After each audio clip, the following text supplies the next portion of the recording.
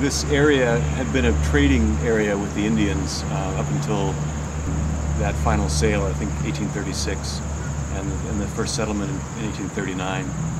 And the town of Agency is named Agency because it was an Indian agency, and that was where the Indian agents actually lived, General Street, and that's where Chief Wapello asked to be buried, was next to General Street, so apparently they had a pretty good relationship. This town became pretty big early on because well, obviously, people were buying up land around here to farm, but they needed to buy and sell that land through a land agent, which just basically meant a huge amount of business coming and going. Fairfield was where the land agent for this area was located in the early 1840s, late 1830s, 1840s. And Fairfield had that going for it, and it also had a large number of lawyers and merchants basically coming into town to serve as the nexus point for the whole of Jefferson County.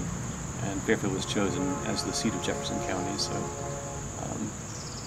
it was a pretty thriving town, as these towns went. It was small, in the 1840s,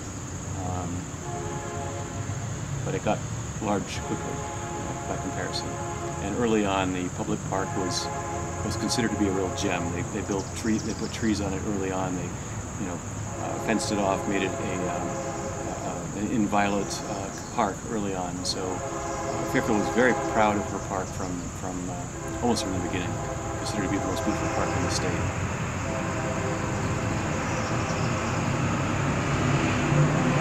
So the business early on, the whole town of Fairfield was a square of 5 blocks, about 5 blocks, 25 blocks square, with the park centered, park being the center of those 25 blocks, center block.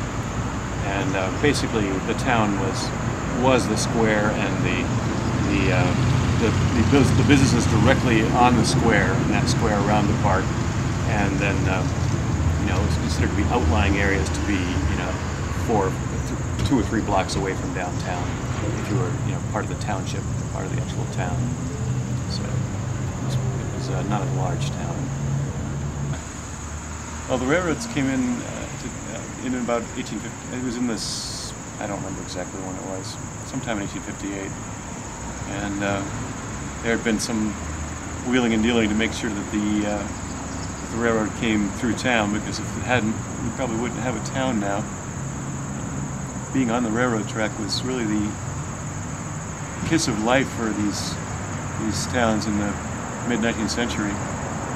You see many ghost towns in this county, and in today, that were around at that time, and basically the ones that didn't manage to get a railroad come through their area are the ones that didn't survive, as far as I can see anyway. I'm no expert.